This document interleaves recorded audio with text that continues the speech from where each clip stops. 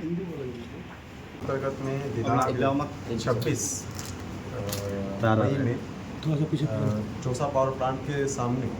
अर्जुन यादव नाम के जो व्यक्ति थे उनकी गोली मारकर हत्या कर दी गई थी। इसमें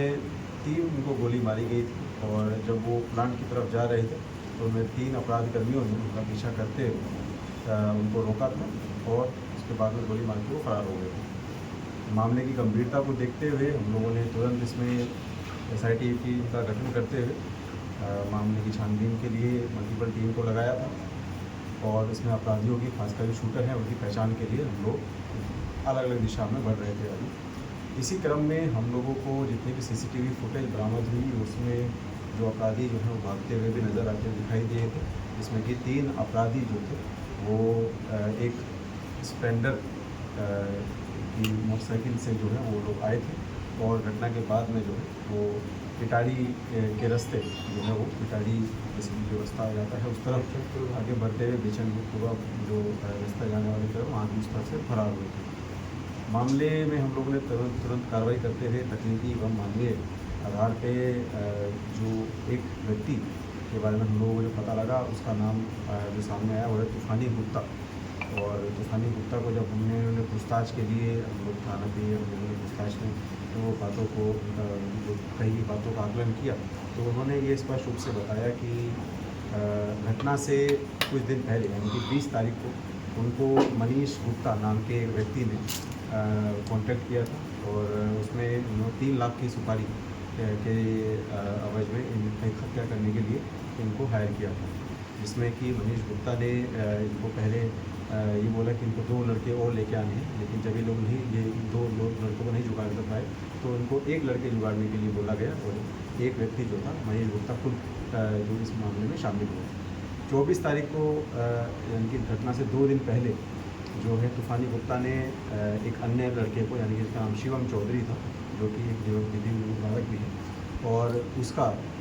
बेसिकली उसके साथ संपर्क किया और इनका प्लानिंग हुई कि 26 तारीख को यानी कि जिस दिन घटना हुई है उसके सुबह 7 बजे ये जो एक लड़का था ये वहाँ पर घटना स्थल से थोड़ा दूर पे जहाँ पे ये बेचनपुरा मोड़ पड़ता है वहाँ पर ये बेसिकली वहाँ पर वेट करेगा जब तक कि ये लोग दूसरे लोग आए। इसको हथियार के लिए भी बोला गया था कि हथियार को इसको लेके आना है, इसमें इसके क्रम में इसने एक कट्टा जो था इसने ही जुगाड़ा था। और घटना के दिन पे जैसे ही लगभग 10 बजे के आसपास जो मनीष गुप्ता नाम का जो मेन उसने बेसिकली शूटर को जिसने उसने लाइनअप किया है सबको वो इसको उसने तूफानी गुप्ता को भी और इसको दूसरे जो व्यक्ति है इसको भी इसने घटनास्थल की तरफ आगे बढ़ाया और लाइनअप करते हुए जैसे ही जो मृतक हैं वो अपनी थार गाड़ी से आगे बढ़े तो उसका इन्होंने पीछा किया। इन्होंने जब पीछा किया जैसे ही वो गाड़ी जो है वो अपनी निर्धारित स्थल पर रुकी, इसके बारे में इन्होंने पहले ही रैकिंग लगभग पिछले 3 से 4 दिन से पहले की हुई थी। ये वहाँ पर रुके और जैसे ही गाड़ी से थोड़ा ही दूर में उन्होंने पानी की बोतल और लस्सी की बोतल वहाँ से लेके वो गाड़ी की तरफ बढ़े तो उन्होंने लगभग 5 से 6 फीट के दूरी से जो है उनके ऊपर 3 जो है फायरिंग किया। पहली फायरिंग उनके पैर पे किया गया, दूसरी उनकी कमर पे और तीसरे उनके सर पे किया गया। इसके बाद में इन लोगों ने भागते क्रम में जय श्री राम के नारे लगाते हुए ये लोग आगे बढ़े और अपने अपने गंतव्य स्थल की तरफ में जाने के क्रम में इन लोगों ने एक दूसरे को ड्रॉप कर दिया और मनीष गुप्ता था वो बाइक के साथ में फरार हो गया।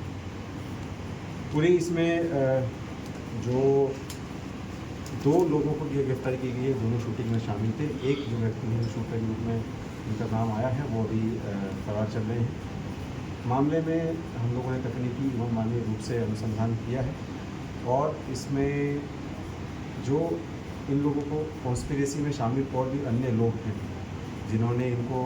पैसा देने के लिए पूरा ही मामले को अंजाम देने के लिए एक साजिश रची थी, उसमें भी हम लोग जो है पूरा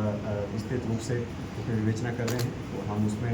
पर्याप्त साक्ष्य एकत्रित कर चुके हैं जिसके संबंध में भी जल्दी ही आप लोगों का अवगत कराया जाएगा। वजह क्या सामने आ रही है सर? वजह क्या सामने आ रही है?